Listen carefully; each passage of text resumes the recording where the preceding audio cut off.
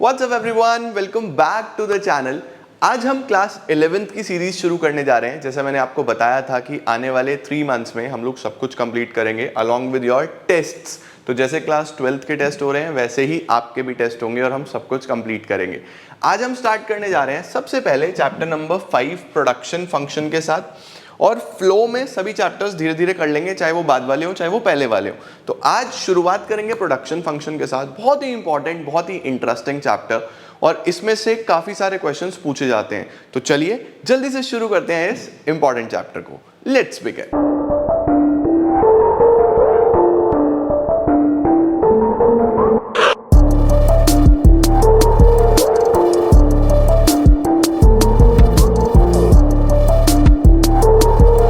अब हम जो इस यूनिट को शुरू करेंगे, इस यूनिट में हम लोग basically production, cost, revenue, producers equilibrium, supply, 5 chapters पढ़ने वाले हैं।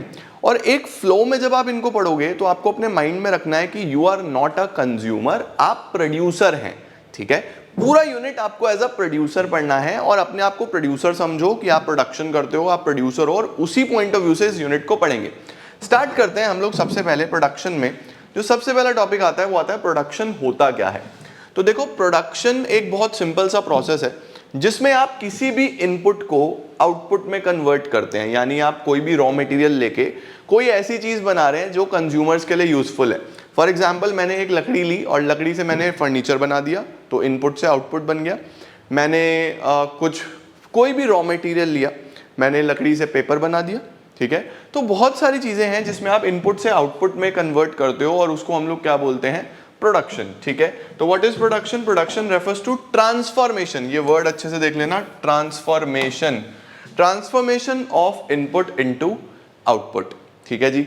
अब प्रोडक्शन करने के लिए सर कुछ ना कुछ तो फैक्टर्स यूज होते होंगे, कुछ ना कुछ तो चीजें यूज होती होंगी। तो प्रोडक्शन करने के लिए जो फैक्टर्स यूज होते हैं उनको बोलते हैं हम factors of production. Mainly factors of production 4 होते हैं: लैंड, लेबर, कैपिटल, एंटरप्रेन्योर। और आप कैपिटल से फर्दर और चीजें खरीदते हो, जैसे रॉ मटेरियल, जैसे मशीनें। ये सब आपको मदद करती हैं प्रोडक्शन करने में।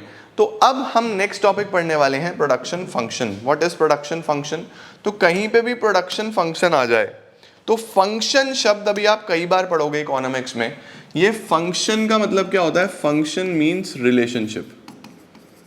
कहीं पे भी ये शब्द आए फंक्शन, तो फंक्शन का मतलब समझ जाना, रिलेशनशिप। तो production function is basically a relationship. Relationship दिखा रहा है किसके बीच में?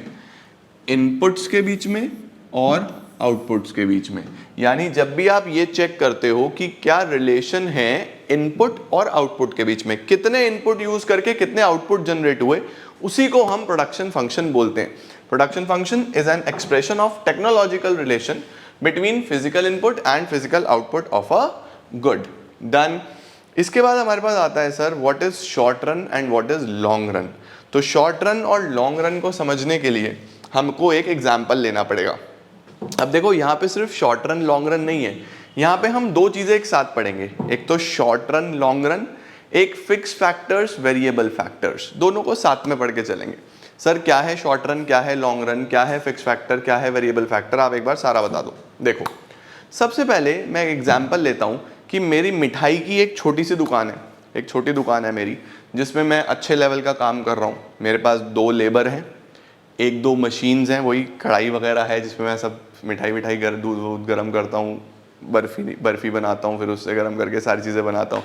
तो मेरी एक छोटी सी दुकान है, 2 मेरे पास लेबर हैं, मैं खुद भी काम करता हूँ, थोड़ा बहुत कैपिटल लगा हुआ है मेरी फर्म में, मेरी बिजनेस में, और मैं एक ठीक ठाक लाइफ सस्टेन कर रहा हूँ। सही है।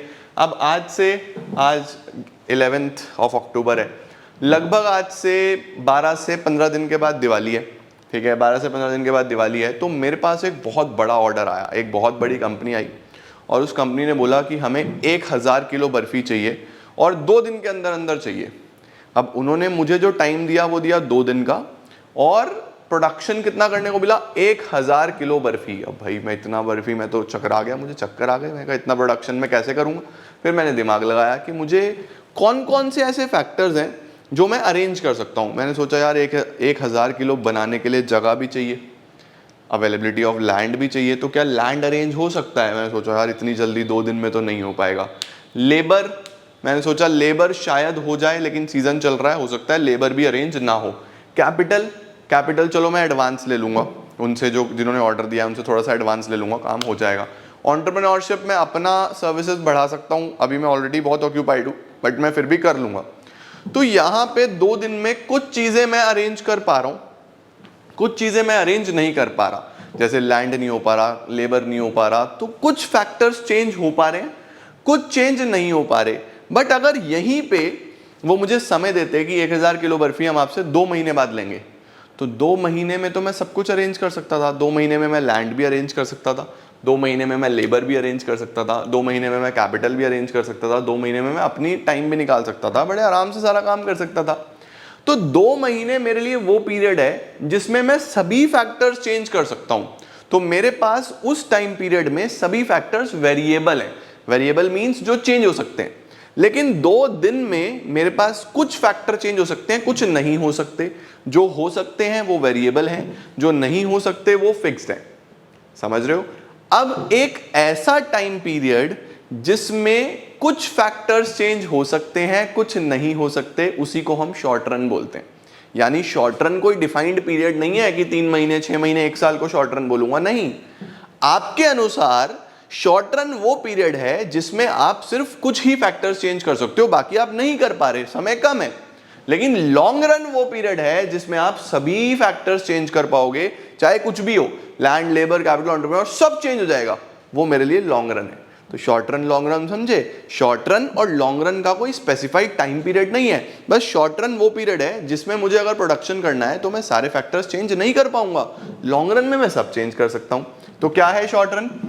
It refers to a period in which output can be changed by changing only variable factors. अगर आउटपुट चेंज करना है तो सिर्फ वेरिएबल फैक्टर्स चेंज होंगे, फिक्स फैक्टर्स चेंज नहीं होंगे। In short run fixed inputs जैसे plant, machinery can not be change. इतने छोटे समय में मैं इनको चेंज नहीं कर सकता। In short run some factors are fixed and some are variable. Short run में हमें 2 प्रकार के फैक्टर्स देखने को मिलते हैं, कुछ फिक्स्ड और कुछ वेरिएबल। सर लॉन्ग रन भी समझा दो। It refers to a period in which output can be changed by changing all the factors of production. Long run में तो समय मिल गया तो सभी चेंज हो सकते हैं। It is long enough for the firm to adjust all its inputs according to the change in conditions. सभी कुछ चेंज हो सकता है। In long run, firm can change its factory size, switch to new techniques. सब कुछ change हो सकता है in long run. Simple. Short run, long run का एक डिफरेंस है। इसका स्क्रीनशॉट लो या आप खुद पढ़ोगे, मीनिंग वाला पॉइंट आप खुद पढ़ोगे, क्लासिफिकेशन आप खुद पढ़ोगे, प्राइस वाला पॉइंट मैं बता रहा हूं। अब देखो शॉर्ट रन में क्या होता है, अगर हमें प्राइस डिफाइन करना हो कि यार क्या प्राइस रखना है, तो शॉर्ट रन में जो प्राइस सेट होता है वो सिर्फ और सिर्फ डिमांड की वजह से सेट होता है कि डिमांड ज्यादा है या डिमांड कम है तो प्राइस सेट होगा। सर इसका क्या मतलब हुआ? इसका मतलब ये है बेटा जी कि कस्टमर तो डिमांड कर देता है अचानक से, लेकिन प्रोड्यूसर तो शॉर्ट रन में नहीं सप्लाई बढ़ा सकता ना। एक प्रोड्यूसर के पास इतना कम समय है, वो नहीं कर सकता चीजें। तो अगर किसी भी चीज की डिमांड बहुत ज्यादा हो जाएगी तो वो महंगी होती चली जाएगी, क्योंकि उसकी सप्लाई नहीं बढ़ेगी इतनी जल्दी। डिमांड कम हो जाएगी तो वो सस्ती होती चली जाएगी। तो शॉर्ट रन में जो प्राइस सेट होता है वो सिर्फ और सिर्फ डिमांड की वजह से सेट होता है, सप्लाई उसमें चेंज नहीं हो सकती। लेकिन लॉन्ग रन में डिमांड भी और सप्लाई भी, दोनों फैक्टर्स का रोल होता है प्राइस के सेट होने में, कि डिमांड कितनी है, अकॉर्डिंगली प्रोड्यूसर कितना सप्लाई कर रहा है, तो दोनों फैक्टर मिलके रोल प्ले करते हैं, तब प्राइस सेट होता है। तो यहां क्या आएगा? In short run demand is more active in price determination. Price determination का मतलब प्राइस सेट करने में। In long run both play equal role. ठीक है, यह भी आपको ज्यादा अच्छे से समझ में आएगा जब आप मार्केट पढ़ोगे, वहां पे प्राइस डिटर्मिनेशन सीखोगे कि प्राइस कैसे आता है। फिलहाल के लिए बस ये समझ लो कि शॉर्ट रन में जो प्राइस सेट होगा वो डिमांड की वजह से होगा, लॉन्ग रन में डिमांड सप्लाई दोनों की वजह से होगा। ठीक है, अब हमारे पास आ रहा है वेरिएबल फैक्टर्स और फिक्स फैक्टर्स। मैंने आपको ये भी पढ़ा दिया है। सर क्या होते हैं वेरिएबल फैक्टर्स, क्या होते हैं फिक्स फैक्टर्स? वेरिएबल फैक्टर्स वो फैक्टर्स हैं विच can be change in short run, जो शॉर्ट रन में चेंज हो जाते हैं वो वेरिएबल होते हैं। और फिक्स फैक्टर्स वो फैक्टर्स हैं which can not be change in short run. Simple, तो रिलेट हो गया ना उसी के साथ। वेरिएबल फैक्टर्स वो फैक्टर्स हैं जो शॉर्ट रन में चेंज हो जाएंगे आसानी से, जो नहीं होंगे वो फिक्स फैक्टर्स हैं। तो क्या लिखा है? It refers to those factors which can be change in short run. It refers to those factors which cannot be changed in short run. Variable factor varies, varies का क्या मतलब है सर? यहां पे वेरीज का मतलब है चेंज। तो variable factors varies directly with the level of output. इसका मतलब क्या है सर? इसका मतलब ये है कि अगर आउटपुट बढ़ रहा है तो वेरिएबल फैक्टर भी बढ़ेगा। भाई लेबर बढ़ेगी तो ही तो आउटपुट बढ़ेगा, लेबर कम होगी तो आउटपुट भी कम होगा। तो सीधा सीधा रिश्ता होता है इनका, ठीक है। लेकिन फिक्स फैक्टर में ऐसा कुछ नहीं है। Fix factor do not very, very का मतलब चेंज नहीं होते। आपने एक बार लैंड ले ली, अब उस लैंड पे आप 2 किलो भी बनाओगे, 4 भी बनाओगे, 8 भी बनाओगे, 10 भी बनाओगे, 100 किलो भी बनाओगे, लैंड थोड़ी ना चेंज करते रहोगे रोज रोज। तो वेरिएबल फैक्टर आउटपुट के साथ वेरी होता है, फिक्स फैक्टर आउटपुट के साथ वेरी नहीं होता। For example raw material, casual labour, यहाँ पे प्लांट, मशीनरी, ये सब फिक्स फैक्टर्स के एग्जाम्पल्स हैं। तो हमने वेरिएबल भी पढ़ा, हमने फिक्स भी पढ़ा। दीज आर द फैक्टर्स जो हमें मदद करते हैं किसी भी चीज़ का प्रोडक्शन देखने में। नेक्स्ट क्या आ रहा है? डिफरेंशिएट आ गया वेरिएबल और फिक्स फैक्टर्स में। वेरिएबल फैक्टर वो फैक्टर हैं जो शॉर्ट रन में चेंज हो जाएंगे, फिक्स फैक्टर चेंज नहीं होंगे। फिर आउटपुट के साथ वेरी होते हैं, वो वेरी नहीं होते। फिर एग्जांपल्स आ गए, ठीक है। नेक्स्ट क्या आता है? अब आ रहा है हमारे पास types of production function. Sir production function कितने तरीके का होता है, यानी ये जो रिश्ता है इनपुट आउटपुट का, ये कितने तरीके का होता है? Short run, long run. एक होता है शॉर्ट रन, एक होता है लॉन्ग रन। आप दोनों को जानते हो, आप शॉर्ट रन को भी जानते हो, आप लॉन्ग रन को भी जानते हो। तो शॉर्ट रन प्रोडक्शन फंक्शन वो सिचुएशन है, शॉर्ट रन में बताओ कितने फैक्टर्स चेंज हुए थे? सिर्फ variable. When output is increased by changing only one input while keeping other inputs unchanged. सिर्फ एक इनपुट चेंज होगा, बाकी सब अनचेंज रहेंगे। इसको हम शॉर्ट रन प्रोडक्शन फंक्शन बोलते हैं और इसी का नाम वेरिएबल प्रोपोर्शन भी होता है, ठीक है। और लॉन्ग रन कौन सा होता है? A situation when output is increased by increasing all the inputs, सभी इनपुट्स चेंज हो जाते हैं। इसको हम कांस्टेंट प्रोपोर्शन भी बोलते हैं। तो वेरिएबल प्रोपोर्शन किसको बोलते हैं? जब आउटपुट चेंज होगा बट एक इनपुट की वजह से, यानी सिर्फ लेबर चेंज हो रही है, बाकी मैं कुछ चेंज नहीं कर पाया। लैंड भी फिक्स्ड है, कैपिटल भी फिक्स्ड है, एंटरप्रेन्योर भी फिक्स्ड है, सिर्फ मैं लेबर बढ़ा पाया, बाकी सब फिक्स्ड है। उसको बोलूंगा या तो शॉर्ट रन प्रोडक्शन फंक्शन या फिर वेरिएबल प्रोपोर्शन टाइप। और यहां पे या तो लॉन्ग रन या फिर constant proportion, okay. As there is change in variable input only, the ratio between different inputs tends to change at different levels of outputs. Input change होगा, output भी change होता चला जाएगा साथ साथ। और यहाँ पे सभी वेरिएबल है लॉन्ग रन में, तो जो रेशो है अलग अलग इनपुट्स का क्या रहने वाला है? सेम रहने वाला है डिफरेंट लेवल्स ऑफ आउटपुट्स पे, ठीक है। बट ये कोई बहुत इंपॉर्टेंट लाइन नहीं है आपके लिए। जो मोस्ट इंपॉर्टेंट है वो ये ऊपर के है, बस मीनिंग पता होना चाहिए कि शॉर्ट रन प्रोडक्शन क्या है और लॉन्ग रन प्रोडक्शन क्या है, ठीक है जी। अब क्या आ रहा है सर हमारे पास? अब टॉपिक आता है कि what is actually product. Product क्या होता है? जो आपने इनपुट से फाइनल चीज बनाई यूज करने के लिए, वही तो प्रोडक्ट है।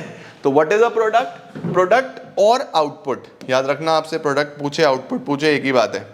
तो प्रोडक्ट और output refers to volume of goods produced by a firm. एक फर्म ने एक पीरियड ऑफ टाइम में कितना आउटपुट जनरेट करा है, उसी को हम प्रोडक्ट बोलते हैं।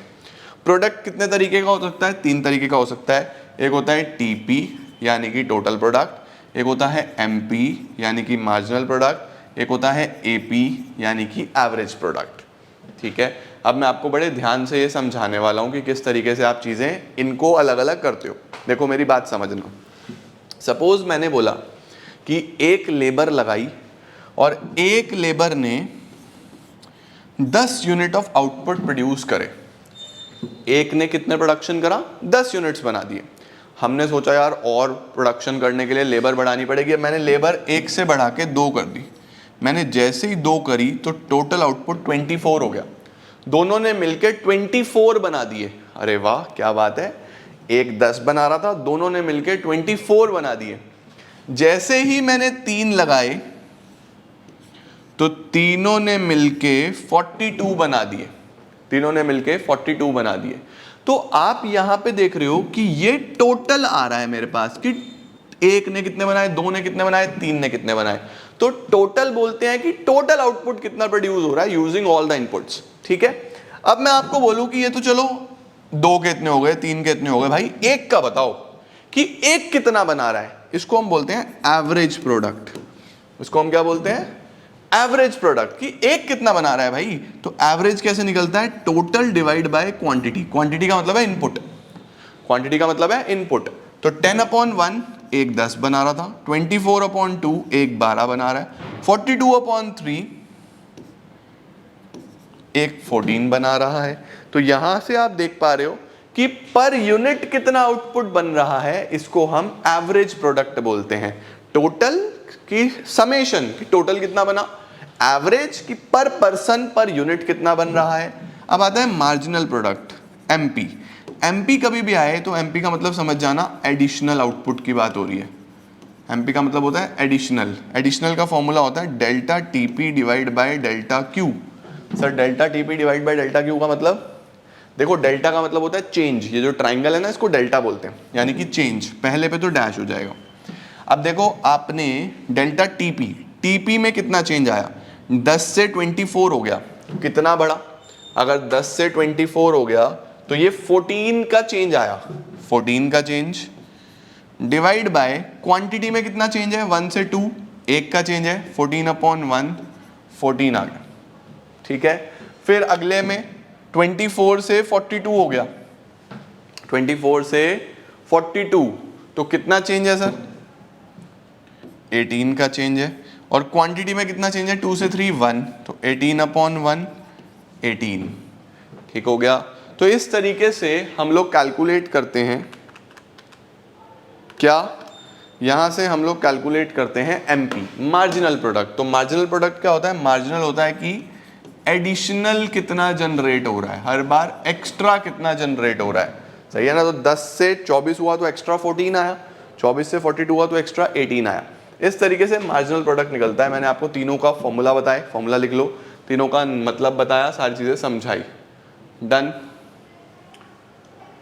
अब आता है हमारे पास प्रोडक्ट टीपी क्या होता है? It refers to the total quantity of goods produced by firm during a given period of time. For example if 10 labours produce 60 kg of rice, तो टीपी 60 kg है ना? इसी को हम टीपीपी, टोटल फिजिकल प्रोडक्ट और total return और total output भी बोलते हैं। एवरेज प्रोडक्ट क्या होता है? Output per unit. एवरेज को क्या बोलेंगे? Output per unit. एक यूनिट कितना बना रहा है? For example 60 kg of rice 10 ने बनाए थे, तो एक ने कितना बनाया? TP/Q 60/10 यानी कि 6। ठीक है। और MP क्या होता है? Additional. Additional, addition to total product when one more unit of variable factor is employed. For example 10 labour 60 बना रहे थे, 11 ने 67 कर दिया, तो एक एक्स्ट्रा करके 7 एक्स्ट्रा बने ना, तो बेसिकली वहां पे क्या आ जाएगा? डेल्टा TP/डेल्टा N। It is also known as marginal physical product और मार्जिनल रिटर्न। तो टीपी, एपी, एमपी ये आपको पता होने चाहिए कि टोटल प्रोडक्ट क्या है, एवरेज प्रोडक्ट क्या है, मार्जिनल प्रोडक्ट क्या है। और इसी के साथ हमने लगभग आधा चैप्टर कर लिया। इस चैप्टर में हमारे पास बस लॉ ऑफ वेरिएबल प्रोपोर्शन, उसके रीजंस, उसके कॉजेज बचे, वो हम नेक्स्ट क्लास में करते हैं और आपका प्रोडक्शन हो जाएगा खत्म। Micro economics is very very easy. बच्चों को डिफिकल्ट क्यों लगती है? क्योंकि बेसिक्स कई बार वीक रह जाते हैं। तो मेरे साथ साथ अपने बेसिक्स बनाओ। ऑल्दो आपको कोई और चैप्टर देखना है, पिछला वाला कोई चैप्टर देखना है, तो मैंने ऑलरेडी पिछले साल प्लेलिस्ट बनाई थी, आप बस चैप्टर का नाम डालो, आपके पास आ जाएगा। नई वीडियोस से करना है तो मेरे साथ साथ करते चलो, हम डेफिनेटली अच्छा कर रहे होंगे। All the best everyone, I am gonna see you all super soon. Till then take care, bye bye, keep growing and keep glowing.